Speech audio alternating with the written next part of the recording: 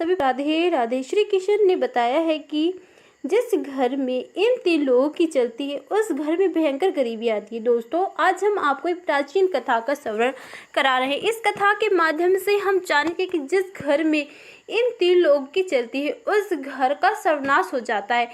आइए जानते हैं कि वे 3 लोग कौन हैं। आज की कथा बहुत ही ज्ञानवर्धक और शिक्षा प्रदाय है। इस कथा को समय मिलने पर पूरा अवश्य सुने, क्योंकि ये कथा आपका जीवन की ढेर सारी प्रेरणा देकर जाएगी। दोस्तों, एक बार भगवान श्री कृष्ण ने नारद जी को बताया कि मनुष्य के घर में अगर इन 3 लोग की चलती है तो उस घर का सर्वनाश हो जाता है, उस घर में दरिद्रता आ जाती है। श्री कृष्ण नारद जी को कथा सुनाते हुए कहते हैं, नारद जी, प्राचीन काल की बात है, किसी नगर में एक सेठ रहा करता था। वह सेठ बहुत ही धनवान व्यक्ति था। उसके घर में धन की कोई कमी नहीं थी। उस सेठ के विवाह के कुछ वर्ष बाद उस सेठ के घर पर एक सुंदर बालक का जन्म होता है। वह दोनों पति पत्नी अपनी संतान से बहुत अधिक प्रेम करते थे। धीरे धीरे कुछ समय बीता। समय के साथ साथ सेठ की पुत्री भी अब बड़ी हुई। श्री कृष्ण कहते हैं कि नारद जी, वह सेठ हर कार्य अपनी पुत्री से पूछकर किया करता था। सेठ की पुत्री अभी छोटी थी, परंतु प्रेम में अंधा व्यापार था। जो उसकी पुत्री कहती थी, उस सेठ को पुत्री अगर कोई गलत कार्य करने के लिए भी कहती तो सेठ उसे भी क्या करता था। वे सेठ नहीं देखता था कि मेरी पुत्री अभी छोटी है और उसे अभी इतनी समझ नहीं है कि वह बड़े निर्णय ले सके, परंतु पुत्री की मोह माया अंधे सेठ आंखों पर अपनी पुत्री की हर बात सराखों पर रखा करता था। उस सेठ की पुत्री जो भी अपने पिता से मांगती, सेठ उसे लाकर दिया करता था। आगे श्री कृष्ण कहते हैं कि नारद, उस सेठ के घर के बाहर एक वृक्ष पर कई सारे तोते रहा करते थे। वे तोते उस सेठ के घर के बाहर कई सालों से रहा करते थे। वे सेठ के घर को अच्छे से जानते थे और सेठ भी उस तोतों को अच्छे से जानता था, क्योंकि सेठ कभी कभी उस तोतों को दाना पानी खाने के लिए दिया करता था। वह तोता ये देखकर बड़ा ही चिंतित रहा करता था, क्योंकि सेठ अपनी पुत्री की हर बात को मान लेता था।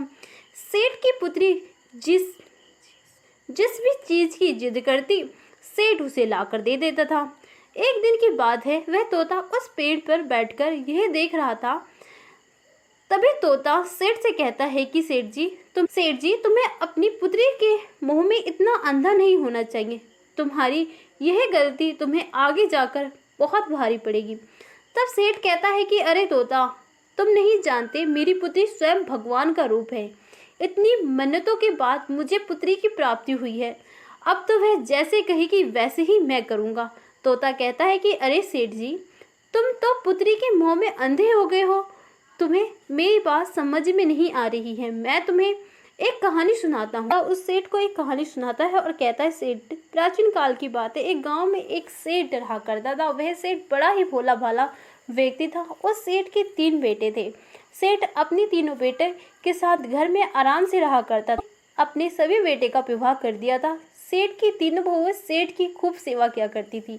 सेठ की छोटी बहू के घर में आने के बाद सेठ का घर का व्यापार सुख से चल रहा था। सेठ का व्यापार भी बहुत अच्छा चल रहा था।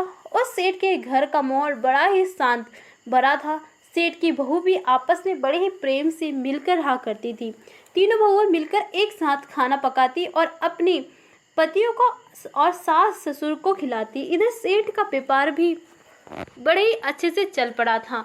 तीनों बेटे व्यापार का बड़ा अच्छे से संभाल रहे थे। सेठ सोचता था कि अब तो उसका जीवन सफल हो गया है। घर में तीनों बहुएं बड़े ही प्रेम से रहा करती थी। मेरे व्यापार में तीनों मेरे पुत्र बड़े ही अच्छे से संभाल रहे हैं। धन के घर में कोई विचार करके सेठ बड़े ही सुकून से नींद लिया करता था। सेठ के जीवन में किसी प्रकार का कोई दुख तकलीफ नहीं था। तोता बोला, सेठ जी, उस सेठ की इतनी अच्छी जिंदगी देखकर गांव के अन्य लोग सेठ से जलने लगे थे। गांव के सभी लोग सोचते थे कि यह सेठ तो बड़ा ही सुखी है, इसका जीवन तो बड़ा ही आराम से कट रहा है, इसके जीवन में कोई दुख तकलीफ नहीं है। फिर तोता कहता है, सेठ, मनुष्य खुद की तकदीर से जितना खुश नहीं होता उतनी दुखी वह दूसरे की तरक्की से देखकर हो जाता है। जिस प्रकार केकड़े एक दूसरे का पैर पकड़कर किसी को आगे नहीं बढ़ने देते, उसी प्रकार मनुष्य भी एक दूसरे को आगे बढ़ता हुआ देखकर उसका पैर पकड़ लेते हैं और उसे पीछे खींचना चाहते हैं। अब तो सेठ को आगे बढ़ता हुआ देखकर, तरक्की करता हुआ देखकर गांव के सभी लोग उस सेठ से चलने लगे थे। कोई भी सेठ से सीधे मुंह बात नहीं करता था। सभी लोग ये सोचते थे कि किसी तरह से इस सेठ का जीवन कष्ट से भर दिया जाए, किसी प्रकार से उसकी खुशी को दुख में बदल दिया जाए। यह सब सोचकर एक दिन गांव के कुछ लोग सेठ के कुल पुरोहित के पास जाते हैं और कुल पुरोहित के पास जाकर कहते हैं कि अरे पुरोहित जी, आप यहाँ सुखी से रोटी खा रहे हैं और वहाँ आपका धनी सेठ बड़े ही आराम से पकवान खा रहा है, अपनी बहू के हाथ से स्वादिष्ट भोजन कर। तब पुरोहित कहता है कि आप लोग क्या चाहते हो, मुझे आपकी बात कुछ समझ में नहीं आई। तब गांव के लोग बताते हैं कि पुरोहित जी, आपका जीवन तो आपके जजमान से ही चलता है, परंतु आपका जजमान तो बड़ा ही सुखी है, उसके जीवन में तो किसी प्रकार का कोई कष्ट नहीं है। जरा याद करिए कि आपके जजमान ने आपको आखिरी बार अपने घर कब बुलाया था। अगर आपका जजमान आपको अपने घर नहीं बुलाएगा, आपसे हवन पूजन नहीं करवाएगा, तो भला आपकी रोजी रोटी कैसे चलेगी, आपका घर कैसे चलेगा। अब कुल पुरोहित को गांव के लोग की बात कुछ कुछ समझ में आ रही थी। वह भी सोच रहा था कि बात तो सही है, सेठ ने बहुत समय से मुझे अपने घर पर नहीं बुलाया और उसका जीवन बड़ा ही सुख से कट रहा है। इस प्रकार तो मेरे बीवी बच्चे भूखे मरने लगेंगे। कुल पुरोहित कहते हैं कि अरे भैया, आपकी बात तो बिल्कुल ठीक है। सेठ बड़ा ही धनवान बन चुका है, उसका व्यापार भी बड़ी तेजी से आगे बढ़ रहा है। उनके तीनों पुत्र बड़ी ही मेहनत करते हैं और उनके घर में तीनों बहू मिलकर बड़े ही प्रेम से अपना जीवन व्यतीत कर रही है। उनके जीवन में किसी प्रकार का कोई कष्ट नहीं है। तब गांव के लोग कहते हैं कि पुरोहित जी, अगर आप अपने घर चलाना चाहते हो, अगर आप सुखी से जीवन जीना चाहते हो, तो आपको कुछ ऐसा करना पड़ेगा जिससे आपके जजमान सेठ के जीवन में कष्ट आए, उसके घर में लड़ाई झगड़ा हो, तभी वह आपको हवन पूजन के लिए अपने घर पे बुलाएगा और तभी आपका कुछ धन मिलेगा।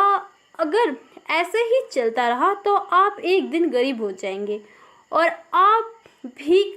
आपको भीख मांगनी पड़ेगी। इतनी बात कहकर गांव के लोग वहां से चले आते हैं। अब इधर वह कुल पुरोहित बड़े ही चिंता में डूब जाते हैं और सोचते हैं कि अब मैं ऐसा क्या कर सकता हूँ कि सेठ के घर में लड़ाई झगड़ा होने लगे, उसका व्यापार बंद हो पड़ जाए, तभी वह मुझे हवन पूजन के लिए अपने घर में बुलाएगा। अब तो ऐसा सोचकर वे कुल पुरोहित एक साधु महाराज के पास जाते हैं और कहते हैं कि महाराज, मेरी सहायता करिए। मेरे गांव में मेरे जजमान है, एक सेठ है।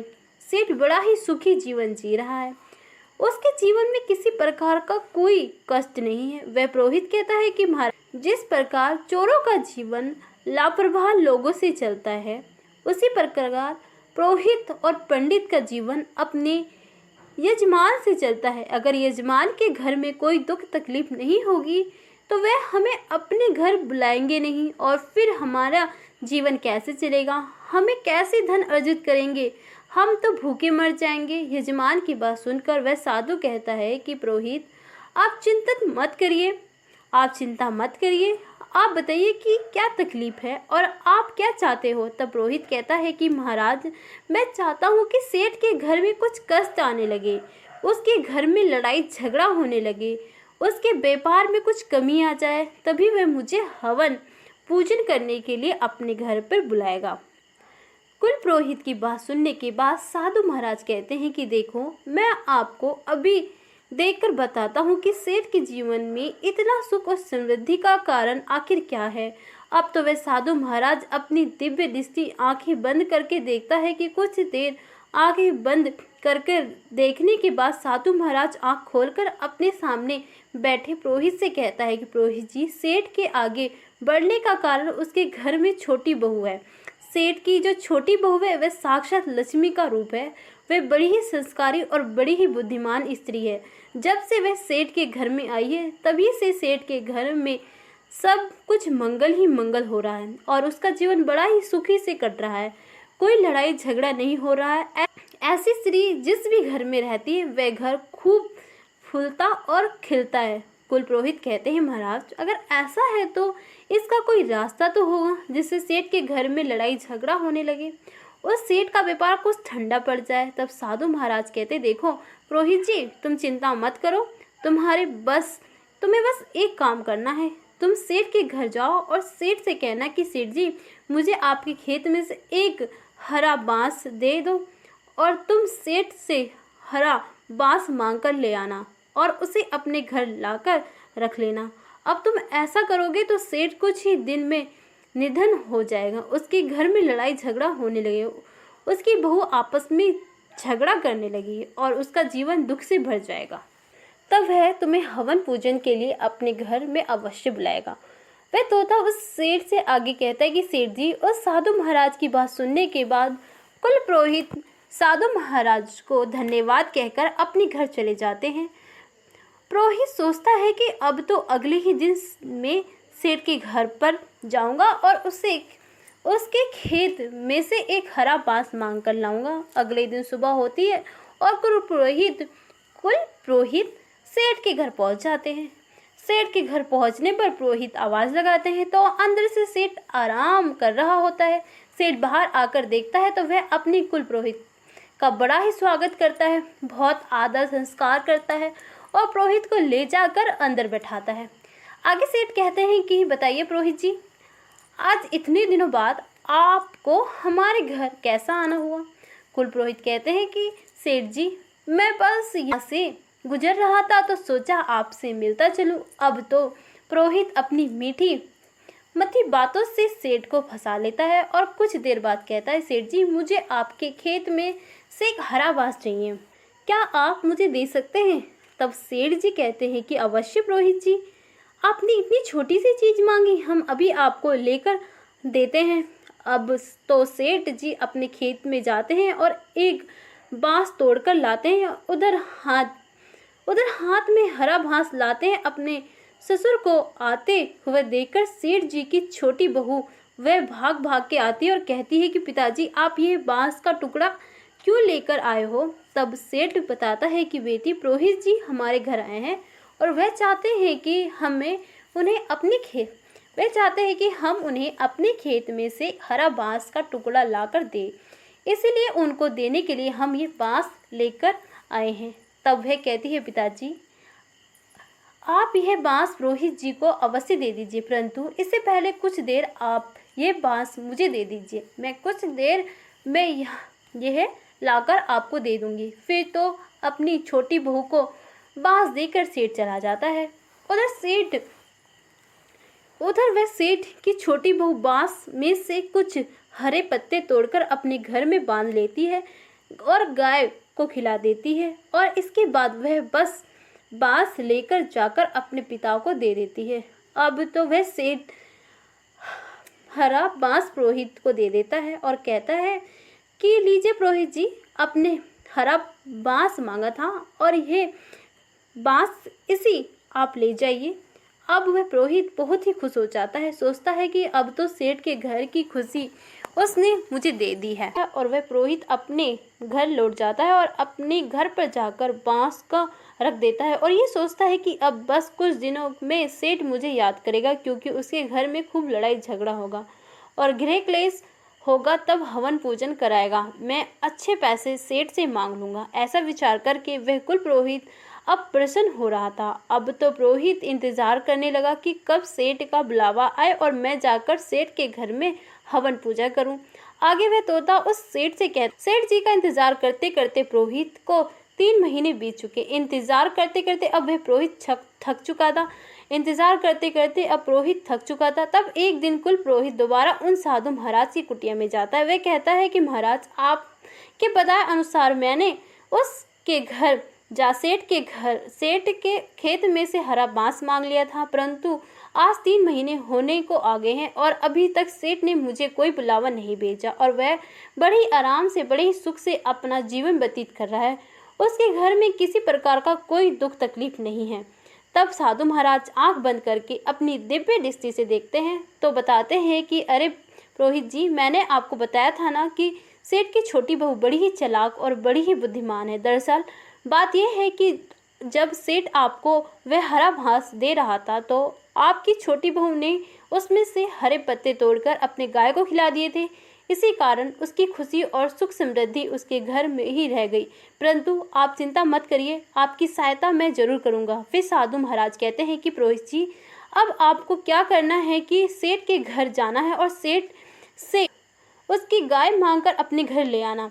आप जैसे ही उसकी गाय को अपने घर लेकर रखोगे तो कुछ दिन ही सेठ के घर में दुख तकलीफ आनी शुरू हो जाएगी। तब वह कुल पुरोहित एक बार फिर प्रसन्न हो जाता है और साधु महाराज को धन्यवाद कर कर अपने घर को निकल पड़ता है। घर पहुंचकर वह कुल पुरोहित सोचता है कि अब कल सुबह होते ही मैं सेठ के घर जाऊंगा और जाकर सेठ से उसकी गाय मांग लूंगा। उसके बाद मैं देखता हूँ कि सेठ कैसे इतना सुखी रहता है। फिर अगले दिन सुबह उठकर वह कुल पुरोहित सेठ के घर पहुंच जाता है। एक बार फिर सेठ अपने घर का दरवाजा खोलता है तो वह देखता है कि कुल पुरोहित आए हुए हैं। सेठ अपने कुल पुरोहित को घर के अंदर ले जाता है और स्वादिष्ट भोजन कराता है। उसके बाद सेठ पूछता है कि बताइए पुरोहित जी, आज आपका कैसे आना हुआ। कुल पुरोहित कहते हैं कि सेठ जी, मैं बड़ा ही दुखी तकलीफ में हूँ। दरअसल बात कुछ ऐसी है कि मेरे घर पर जो गाय है उसने दूध देना बंद कर दिया है और मेरे बच्चे को दूध नहीं मिल रहा है। कई दिन से मेरे बच्चे ने दूध नहीं पिया, इसलिए मैं आपकी सहायता लेने के लिए आया हूँ। अगर आप मुझे अपनी गाय दे दें तो आपकी बड़ी कृपया होगी। कुल पुरोहित की ऐसी दुख भरी बातें सुनने के बाद सेठ सोचता है कि चलो कोई बात नहीं, ये हमारे कुल पुरोहित है, अगर हम इनका भला करते हैं तो यह पुण्य का काम ही होगा। ऐसा सोचकर सेठ कहते हैं कि पुरोहित जी, आप चिंता ना करें, हम आपको अपनी गाय दे देंगे। इतना कहकर सेठ गाय को लेकर के लिए अपने घर के आंगन में जाता है और गाय को लेकर पुरोहित को देने के लिए चल देता है। तभी सेठ की छोटी बहू जाकर सेठ को रोक लेती है। सेठ की छोटी बहू कहती है कि पिताजी, आप इस गाय को लेकर कहाँ जा रहे हैं। सेठ बताता है कि बेटी, हमारे कुल पुरोहित आए हैं और उनकी गाय दूध नहीं दे रही है, इसलिए वह हमारी गाय लेना चाहते हैं। मैं यह गाय उनको दे रहा हूँ।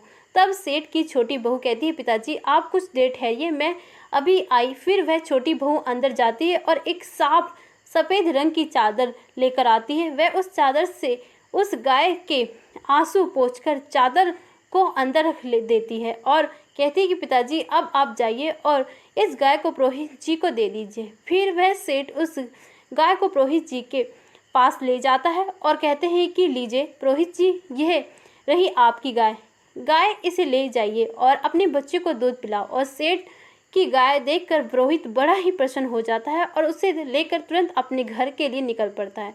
अब तो अपने घर पहुंचकर वह गाय को बांध देता है और सोचता है कि अब तो सेठ बहुत ही जल्दी मुझे अपने घर हवन पूजन करने के लिए बुलाए, क्योंकि अब उसके जीवन में जल्द ही दुख आने वाले हैं। अब वह कुल पुरोहित सेठ के बुलावे का इंतजार करने लगता है और इंतजार करते करते एक बार फिर 3 महीने बीत जाते। 3 महीने गुजर जाने के बाद कुल पुरोहित एक बार फिर साधु महाराज की कुटिया में पहुंचता है और कहता है कि साधु महाराज, इस बार फिर मैं आपको आपके कहे अनुसार सेठ के यहाँ से गाय लेकर आया हूँ, परंतु उसके बावजूद सेठ ने मुझे अपने घर हवन पूजन के लिए नहीं बुलाया। सेठ का जीवन अभी भी बड़ा ही सुख से कट रहा है, उसके घर में किसी प्रकार की कोई दुख तकलीफ नहीं है। तब साधु महाराज एक बार फिर अपनी आंखें बंद कर देते हैं और अपनी दिव्य दृष्टि से देखते हैं तो साधु महाराज कहते हैं कि पुरोहित जी, उस सेठ की छोटी वाली बहू बहुत ही चालाक है। हमने जितना सोचा था वह उससे भी ज़्यादा चालाक है, वह सारी विधि जान। सेठ की बहू बड़ी ही बुद्धिमान है। जब आप सेठ से गाय मांगने गए तब उसने अपनी सफ़ेद चादर से गाय के आंसू पोंछकर अपने पास रख लिए थे, जिसके कारण सुख समृद्धि उसके घर में ही रह गई। अब तो यह बात सुनकर कुल पुरोहित बहुत ही चिंतित हो जाते हैं। वह बहू रहेगी, जब तक ये छोटी बहू रहेगी तब तक सेठ का जीवन सुख समृद्धि से भरा रहेगा। पुरोहित कहता है कि साधु महाराज, अब मुझे क्या करना चाहिए। तब साधु महाराज कहते हैं कि पुरोहित, अब आप सेठ के घर जाओ और सेठ से किसी तरीके से वह सफ़ेद चादर मांग कर अपने घर लेकर रखो। लो, आपने ऐसा कर लिया तो निश्चय ही सेठ के जीवन में दुख का आगमन हो जाएगा। उसके घर में कलेश, लड़ाई झगड़ा, गृह क्लेश होने लगेगा। फिर साधु महाराज को धन्यवाद कहकर वह कुल पुरोहित अपने घर के लिए निकल जाता है। घर पर जाकर वह कुल पुरोहित निर्णय करता है कि कल सुबह होते ही मैं एक बार फिर सेठ के घर जाऊंगा और जाकर किसी तरह से सफ़ेद चादर मांग लाऊंगा।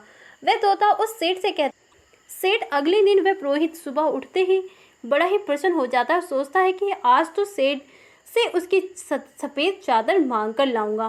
पुरोहित जी सुबह सुबह ही सेठ के घर पहुंच जाते हैं। सेठ का दरवाज़ा खटखटाने लगते हैं। दरवाज़ा खोलते ही ये यजमान को अपने घर में बैठाकर उसको खुशी से आदर सत्कार करते और पूछते, पुरोहित जी आज किस लिए हमारे घर पर आना हुआ? पुरोहित जी कहने लगे, सेठ जी मेरी पत्नी हर दिन मंदिर में कीर्तन और भजन करने के लिए जाती है, परंतु मंदिर में बैठने के लिए उसके पास कोई अच्छी सी चादर नहीं है। वे नीचे फर्श पर बैठती है और उसको ऐसा करते हुए देखकर मुझे अच्छा नहीं लगता। अगर आपको कोई तकलीफ ना हो तो क्या आप मुझे एक सफ़ेद चादर दे सकते हैं? कुल पुरोहित की ऐसी बात सुनकर सेठ कहता है कि पुरोहित जी आप चिंता ना करें, हमारे घर में एक बहुत ही अच्छी सफ़ेद चादर रखी है, रुकिए हम अभी अपनी बहू से कहकर आपको दे देते हैं। अब तो सेठ जी अपनी छोटी बहू को बुलाते हैं और कहते हैं कि बहू हमारे घर में जो सफ़ेद चादर है वह लाकर पुरोहित जी को दे दो।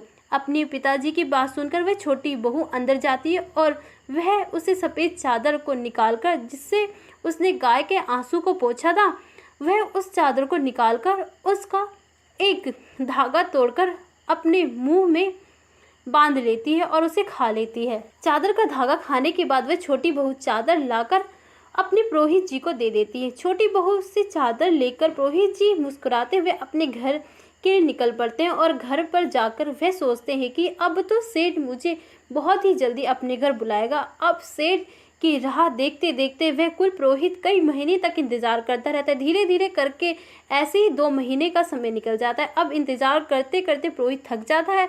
एक दिन एक बार फिर साधु महाराज के पास जाता है और साधु महाराज कहते हैं कि आओ पुरोहित जी बताओ कैसे हो? तब पुरोहित कहते हैं कि साधु महाराज आपने मुझे जो करने को कहा मैंने सब कुछ किया। आपने हरावास लाने को कहा, मैं सेठ जी से मैं हरावास भी ले आया।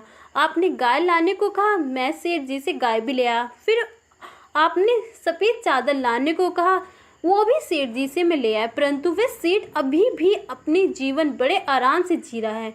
उसके जीवन में कोई दुख तकलीफ नहीं है, उसके पास धन की कोई कमी नहीं है। साधु महाराज एक बार फिर अपनी आंखें बंद करके अपनी दिव्य दृष्टि से देखते हैं, परंतु पुरोहित को बताते हैं और पुरोहित जी अब हमें लगता है कि वह छोटी बहू जब तक उसके घर में रहेगी तब तक हम और आप उसका कुछ नहीं बिगाड़ सकते। आपको सफ़ेद चादर देने से पहले उसकी बहू ने उसमें से एक धागा निकाल कर वहाँ रख लिया था, जिसके कारण सुख समृद्धि और धन का सुख उसके पास ही रह गया। अब तो आपको कुछ भी करके सेठ जी की छोटी बहू को उसके घर से निकलवाना पड़ेगा। अगर आपने एक बार छोटी बहू को घर से निकाल दिया तो फिर सेठ के जीवन में कष्ट ही कष्ट आ जाएंगे और उसका जीवन दुख से घिर जाएगा। आगे तोता उस सेठ से कहता है कि सेठ जी अब उस पुरोहित को भी समझ में आ गया था कि छोटी बहू के रहते हुए कुछ नहीं कर सकता, इसलिए वह अपने घर जाता है और सेठ के घर से उसकी छोटी बहू को निकलवाने का उपाय ढूंढने। अगले दिन सुबह पुरोहित जी बड़े ही चिंतित अवस्था में सेठ के घर पहुंच जाते और जाकर कहते कि सेठ जी आप